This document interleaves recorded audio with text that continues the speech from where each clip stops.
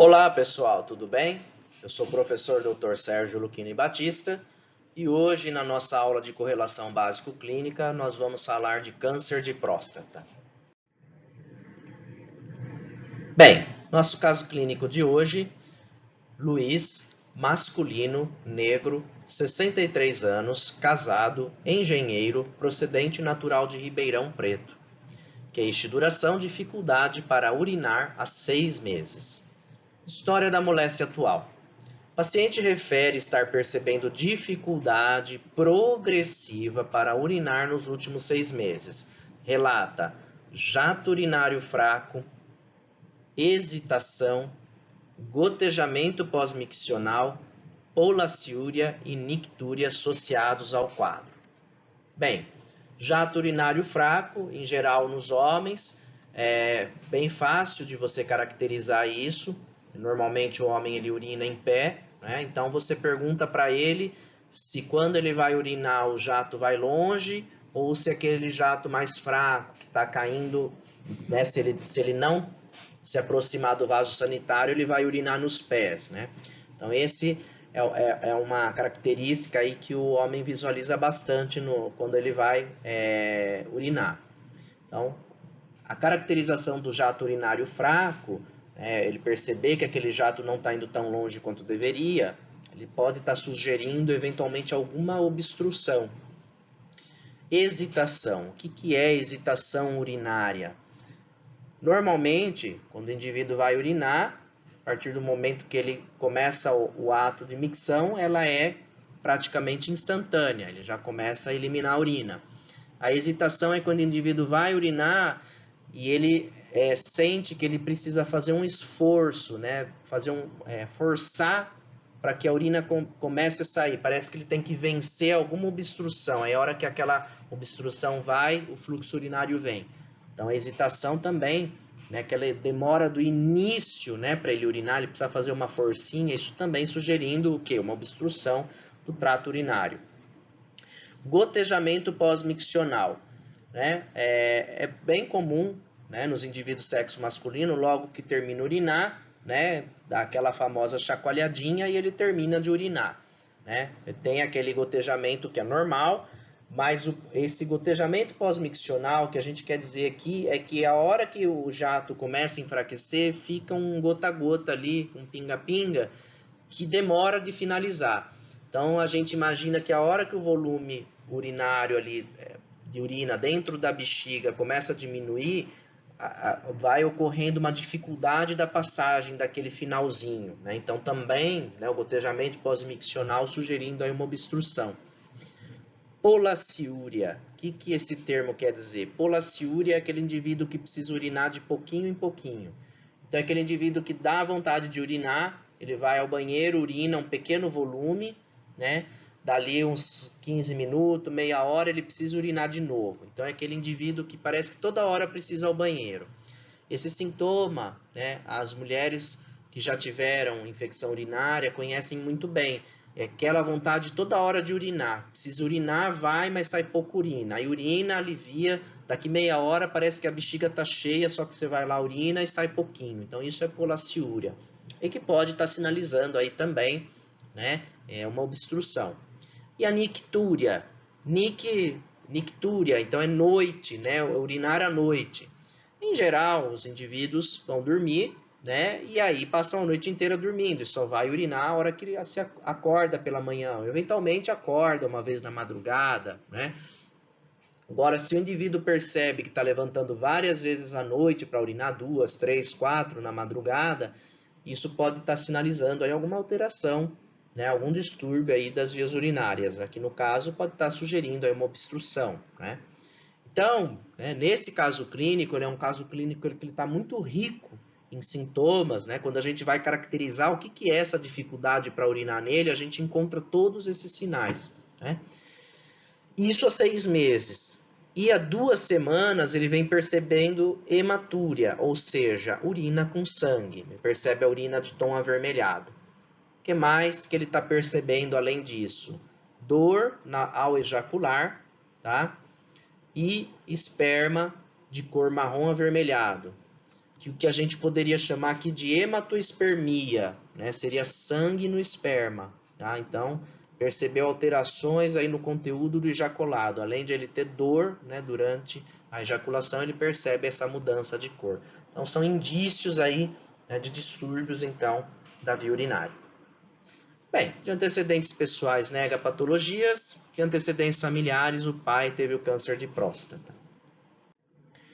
O exame físico, ele está em bom estado geral, corado, hidratado, afebril, consciente, orientado, ativo, aparelho respiratório, expansibilidade preservada, murmúrio vesicular presente, simétrico, sem ruídos adventícios, frequência respiratória 16 incursões respiratórias por minuto, aparelho cardiovascular, ritmo cardíaco regular, em 2 tempos, sem sopros, frequência cardíaca de 84 batimentos por minuto, pressão arterial de 130 por 85 milímetros de mercúrio. Abdômen plano, indolor, timpânico, sem massas palpáveis. E aí, né, pelos sintomas descritos aí do paciente, sintomas urinários, sintomas até sugestivos do que a gente diz aí de prostatismo, ou seja, de uma síndrome, né, sintomas aí que sugerem uma doença prostática, né, prostatismo. Então, fomos para um exame físico mais especializado, onde a gente vai avaliar aí a genitália, né, e vai fazer o toque retal. Então, genitália masculina típica, pênis eutrófico e sem lesões, sem corrimentos uretrais, os testículos parenquimatosos e indolores, com volume de cerca de 20 centímetros cúbicos, que é o normal para o indivíduo adulto, estadiamento de Turner e Marshall G5-P5. Então, aparentemente, genitália externa, não tem nenhuma lesão, nada que justificaria esses sintomas, né, nem essa presença, por exemplo, de sangue na urina ou no esperma. E o toque retal, em que se observa, então, presença de fezes na ampola retal, que é uma coisa comum, né? Mas onde você pode, então, fazer, né, a palpação da próstata. E aí se percebeu uma próstata endurecida, dolorosa a palpação, de tamanho aumentado, cerca de 3 vezes, com superfície irregular e várias nodulações perceptíveis. Em geral, a próstata ela tem uma consistência fibroelástica, que a gente diz, ela é firme, mas ela tem aquela consistência meio elástica, você consegue perceber a hora que você palpa. Em geral, ela é indolor, tá? Tamanho, nossa, como que eu vou saber que isso aí está aumentado? Isso aí é prática, né? Então, conforme você realiza o toque retal em diversos indivíduos, né, a grande maioria é normal, né? Você vai palpar a próstata e vai estar normal. Então, quando você perceber uma próstata que vai estar com um tamanho diferente daquilo que você conhece da sua palpação, você vai perceber que ela está aumentada. Em geral, uma próstata de tamanho normal, ela vai ter em torno aí de 20 gramas, tá? Então, você consegue perceber isso. Quando você palpa, então, além de você perceber a consistência, a sensibilidade, o tamanho, a superfície dela é lisa e ela tem um sulco bem no meio, né? Você consegue perceber isso, delimitar isso com o toque. Mais uma vez, é treino. E aí você percebeu uma superfície irregular, rugosa, né? Tá dizendo que tá tendo uma alteração ali. E se percebeu o nódulo, então, realmente que tem alterações ali naquela próstata, porque normalmente você vai ter uma superfície lisa, você vai sentir o sulco, mas não vai sentir nódulo, né? Então aqui um toque demonstrando realmente que essa próstata está acometida, né? E aí fechando aí, né, o provável diagnóstico já aí do nosso paciente, né? Câncer de próstata, né? Com todos esses achados no exame clínico e mais a história que ele traz para a gente. Então aqui como conduta, né? O que a gente faz para avaliação de próstata, né? Dosa o PSA, nós vamos ver o que é isso, tá?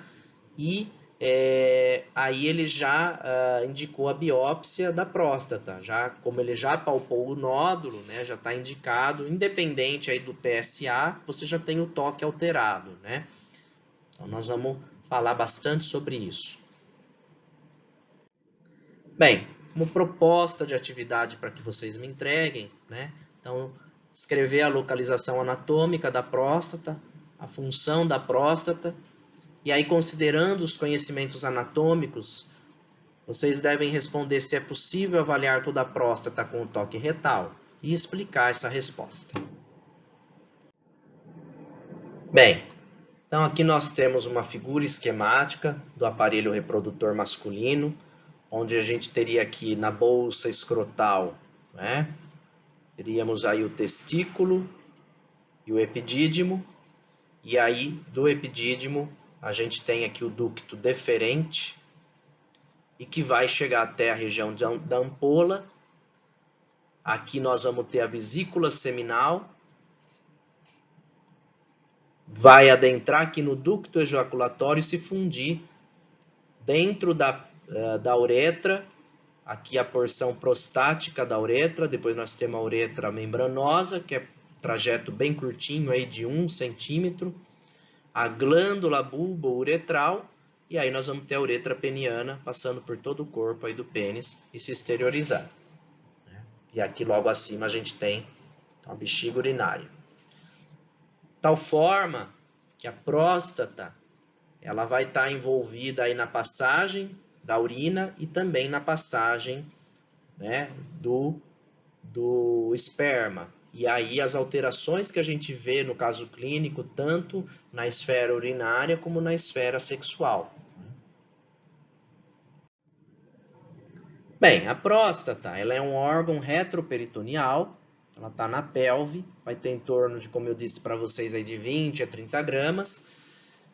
E a divisão dela vamos dizer, de certa forma, polêmica, né? Anatomicamente, ela é dividida em lobos.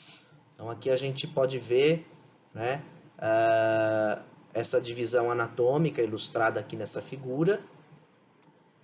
E a gente tem a divisão em zonas, que é mais utilizada pela patologia. Então, a gente teria aí a zona mais periférica, a zona de transição, a zona central e a porção aí da uretra prostática. Nesse quadro, a gente tem uma correspondência entre as regiões da divisão anatômica e da divisão patológica, né? Então, o lobo anterior, ou istmo, seria a porção transicional. O lobo posterior seria a zona periférica. O lobo lateral seria uma porção aí de todas as zonas, pegaria um pouco da periférica e da transição e um pouquinho da central. E o lobo mediano pegaria só a zona central, porção central da próstata. E as relações anatômicas da próstata. Então, ela está aqui. A gente tem aí anteriormente a sínfise púbica, inferiormente a uretra, posteriormente o reto, superiormente a bexiga e lateralmente o músculo elevador do ânus. E aí, essa relação anatômica aqui da parede posteriormente aqui com o reto, né? Então, a gente vai ver a importância aqui dessa região posterior, né, quando a gente faz o exame do toque retal, né? A gente vai conseguir, então, avaliar uma parte aí da próstata.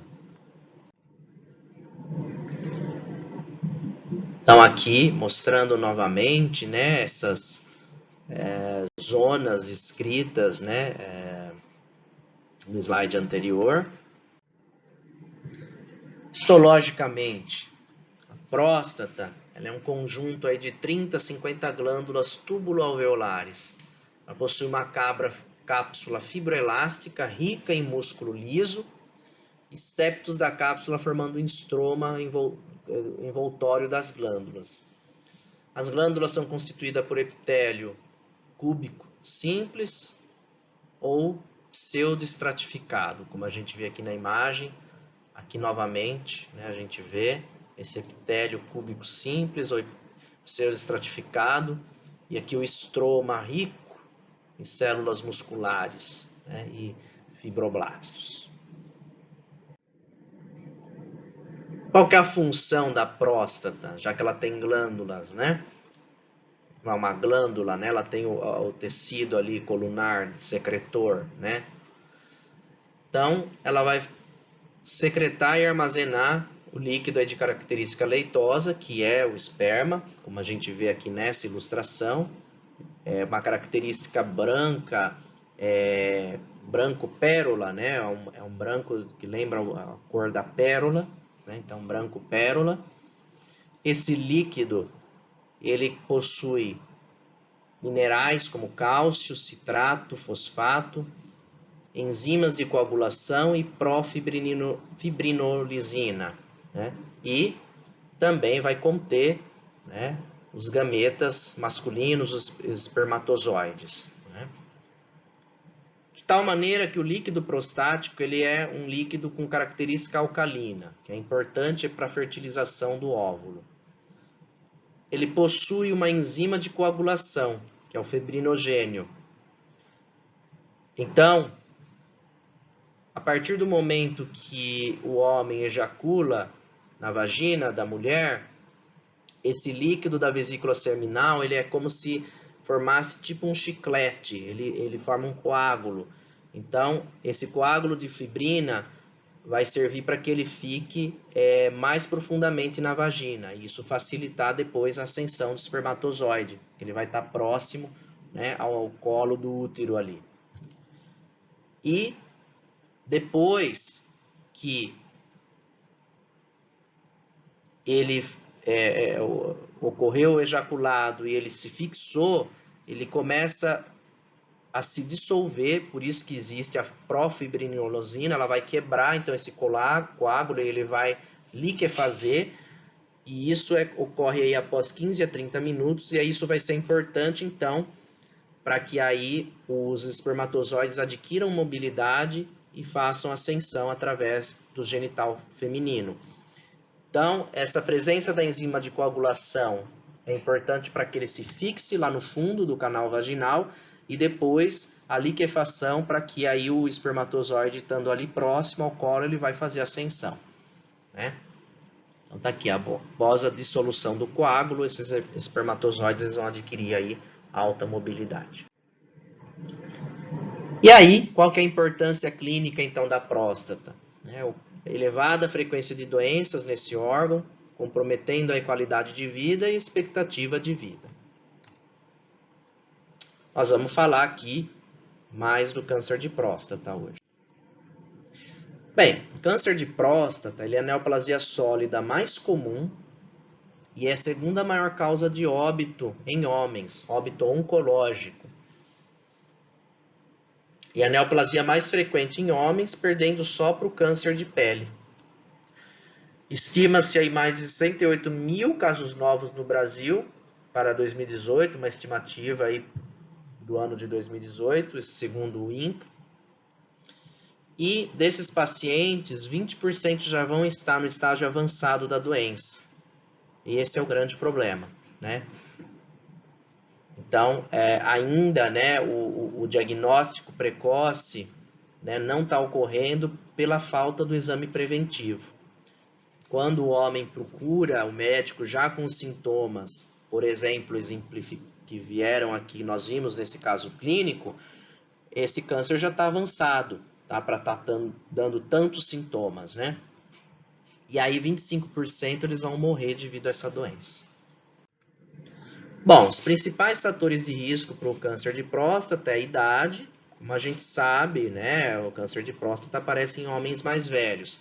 A etnia, na raça negra, ele costuma ser mais comum e mais agressivo. Então, se a gente for lembrar o nosso paciente do caso clínico, ele era negro.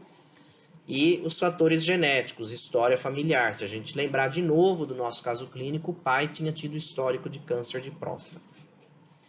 Outros fatores de risco, que também têm uma certa relevância, né? Menos do que esses que nós comentamos, mas também tem. Dieta rica em gordura, carne vermelha, embutidos e cálcio. Então, essa dieta fast food, essa dieta, né, pobre em fibras, em vegetais, né, pode estar associada aí ao maior câncer de próstata. E a obesidade e a síndrome metabólica, né? Em relação à testosterona, o que a gente sabe é que ela não é um fator que vai desencadear o aparecimento do câncer. Porém, ela é um fator que potencializa o crescimento. Então, se o câncer aparecer, a testosterona ela tem um efeito, vamos dizer assim, acelerador do câncer. Não que ela é um gatilho para o câncer aparecer, mas ela teria o efeito acelerador. Bem, dos tipos de câncer de próstata, o adenocarcinoma é o mais comum. Tá? Vai representar aí 95% dos casos. Como nós dissemos, né, a próstata ela é um tecido rico, glandular, rico em tecido colunar, né? Então, o câncer mais comum é o câncer de origem glandular, adenocarcinoma. E, felizmente, a grande maioria desses cânceres são detectáveis ao toque retal, tá? Por quê? Porque a grande maioria deles vai estar ou na zona periférica ou na zona transicional da glândula. Só menos de 5% é que vai estar na zona central. Então, se a gente for lembrar, a zona central ela é mais anterior. E a zona periférica, a zona de transição da glândula, ela é mais posterior. Certo? E aí, se a gente for lembrar do exame do toque, quando faz o toque retal, você vai palpar principalmente a parede lateral e posterior da próstata. Então, como os cânceres são mais comuns nessa região, isso faz com que o toque seja muito sensível e muito importante para a detecção precoce. Tá? Outros tipos histológicos de câncer vão representar menos de 5%, como sarcomas, carcinomas epidermoides e os carcinomas de células transicionais. Aqui a gente tem um corte histológico, né, de uma próstata normal. Aqui a gente vê a uretra prostática representada, que é as glândulas, tecido conjuntivo, musculatura da próstata. E aqui a gente vê com mais destaque aqui para o tecido colunar, né? Simples ou pseudoestratificado, né? Olha só todo o epitélio glandular aí. Entremeado aí a gente tem tecido conjuntivo e músculo liso. E aqui exemplificando para vocês alguns tipos de cânceres. Em A, nós temos um adenocarcinoma acinar, variante pseudo-hiperplásica. Então a gente vê várias formações glandulares, né? A gente vê uma alteração da estrutura, né? Com hiperproliferação de glândula, né? Esse é o adenocarcinoma.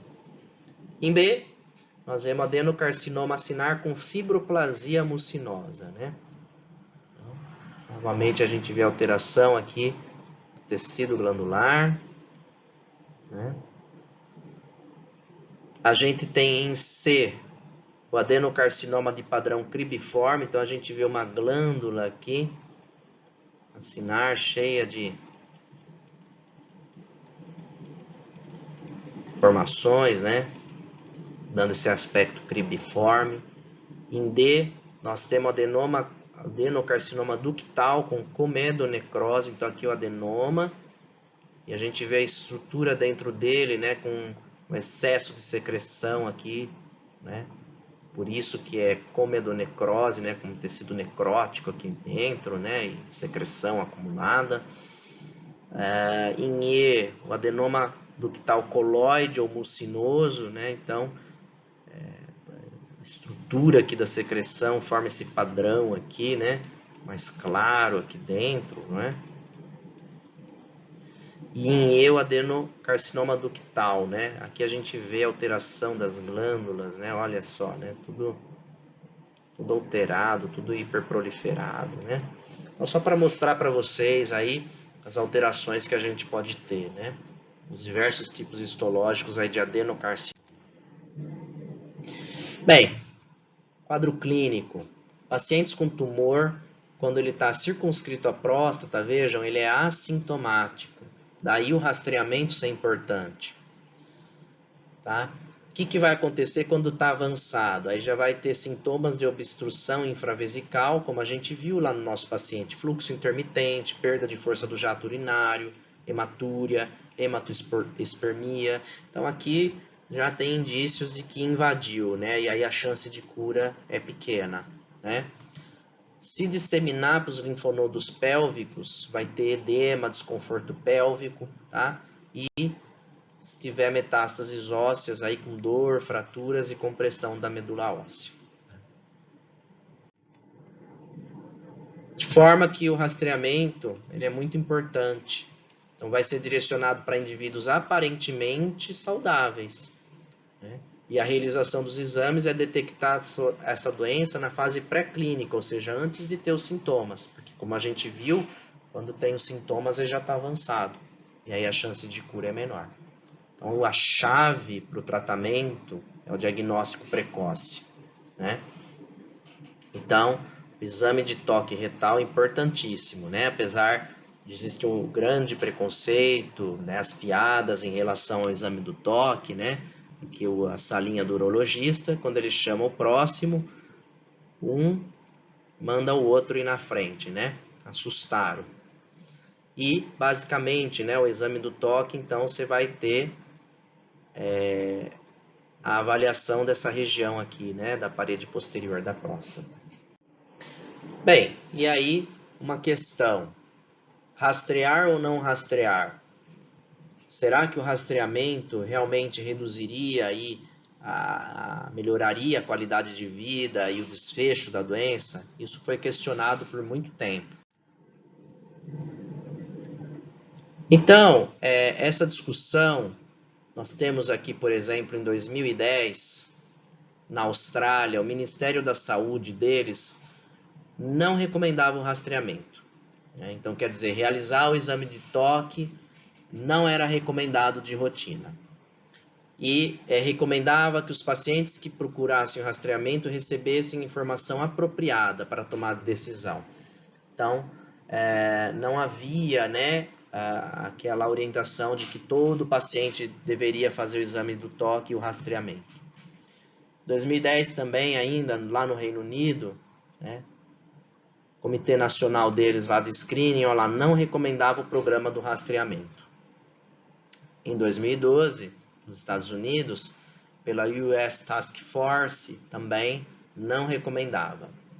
E no Brasil, 2013, as orientações que a gente tinha do INCA e de outros órgãos, era que não se recomendava o rastreamento. E só os homens que demandassem espontaneamente a realização de exames devem ser informados. Então, não se recomendava realizar o exame do toque. Bem, o que aconteceu? Em 2015 saiu um estudo que foi realizado nos Estados Unidos e que observou aumento no risco de câncer de próstata, de câncer de alto risco, né? Porque eles não estavam rastreando, né? Seguindo aquelas orientações de não rastrear, começou a surgir mais casos de câncer já de alto risco. Não estava procurando, não estava encontrando. Então, mostrando que essa conduta de não rastrear não era boa. Depois teve um estudo europeu que saiu em 2017, mostrando, né, os efeitos aí, de mortalidade em câncer de próstata. Né, mostrando mais uma vez, né, que você rastrear, né, você reduziria a taxa de mortalidade aí até 31%. E pelo outro estudo aqui, PLCO também, até 32%. Então, houve um período no passado em que se questionava muito essa realização do toque retal. E aí essas novas diretrizes, novos estudos já viram que não. Realmente é muito importante fazer o rastreamento de rotina. Quais são as recomendações da Sociedade Brasileira de Urologia? Homens a partir de 50 anos devem procurar o profissional para fazer a avaliação. Indivíduos da etnia negra ou com parentes que já tenham câncer de próstata, ou seja, se já tem histórico familiar, deveria começar pelo menos 45 anos. Então, realmente, há benefício, né, em fazer o exame e o rastreamento com toque retal. Tá? E após os 75 anos, já não há mais necessidade desse rastreamento, tá? A não ser que seja um indivíduo que tenha uma expectativa de vida mais elevada. Aí. Bem, então como que a gente vai fazer o rastreamento? Através da dosagem do PSA, que é o antígeno prostático específico, É uma glicoproteína produzida pela próstata e ela está presente em pequenos níveis no nosso sangue. É uma enzima que é envolvida aí com a liquefação do sêmen após a ejaculação, né? Como nós comentamos, né? E se ela se aumentar muito no sangue, isso vai sugerir doenças, entre elas aí a neoplasia, tá? A gente também tem prostatite, a hiperplasia prostática benigna, o trauma, né? Mas quanto maior o nível aí do PSA, maior, né, é o risco aí da gente estar falando de um câncer, né? A hiperplasia prostática benigna, ela dá elevação de PSA, mas ela é mais tênue, mais amena, né, vamos dizer assim. E o exame do toque retal, né, onde vai avaliar a porção lateral e posterior da próstata, e que é a região onde mais aparece tumor. E o importante é que fique claro que só o toque retal ou só o PSA sozinhos, eles não são tão bons, tá?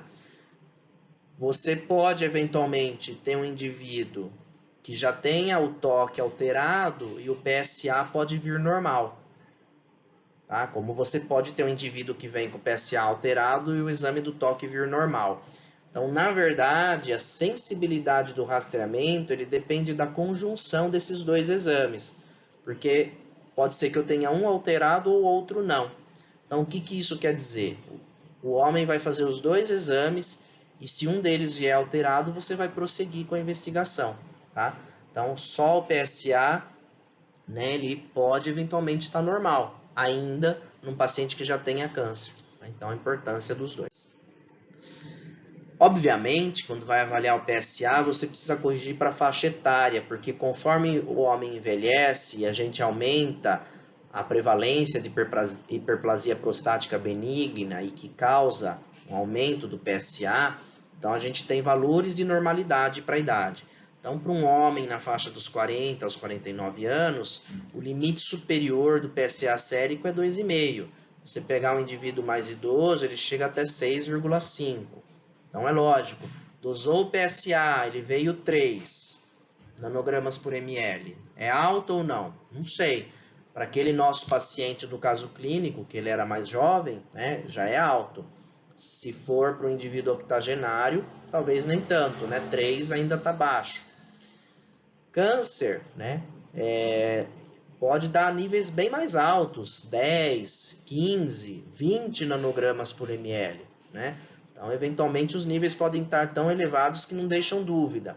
Mas, né, você pode ter ali um PSA de 5, 6, né, 7, e é um nível que não é tão elevado, né? E aí você pode ter, às vezes, uma certa dúvida. Então, sempre, né, avaliar o conjunto aí do PSA com o toque retal também. Se você fez o toque retal, é uma próstata difusamente aumentada, com superfície lisa, com a consistência normal no seu toque, e aí sugerindo que é uma hiperplasia prostática benigna, porque a hiperplasia prostática benigna você percebe um aumento global da próstata, né, mas sem outras alterações, né? Agora, o seu toque já sugere uma próstata com superfície irregular, uma próstata com uma palpação ali de um possível nódulo, então aí você pode estar diante de um câncer. Então, né, os dois exames aí eles se complementam, né? Então, de novo, da importância do toque retal, como nós comentamos, 75% dos tumores eles vão estar na zona periférica, né, aqui. Então, a gente vai conseguir detectá-los com o exame do toque. E olha aquilo que eu falei, né? 18% dos pacientes com câncer de próstata, eles vão ter o PSA normal, tá? Sendo o tumor detectado exclusivamente através do toque retal, tá? Então, por isso, mais uma vez eu digo, né? O importante é que seja realizado os dois, né? Muitas vezes o homem quer fugir do exame, então ele joga uma conversa no urologista, mas o PSA veio baixinho, não quero fazer, né? E foge, né?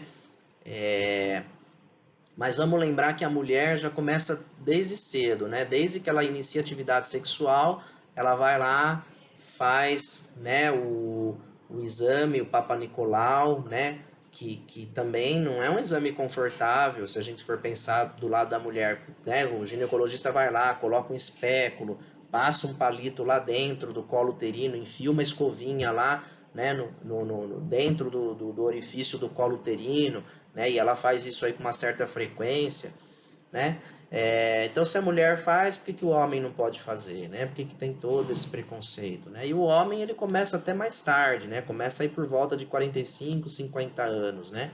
Então, um exame aí, como qualquer outro, né? É muito preconceito, né? Então, não pode, né?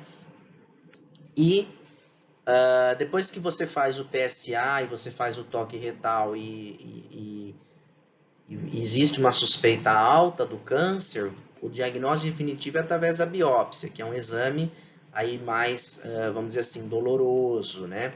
Você faz um ultrassom transretal.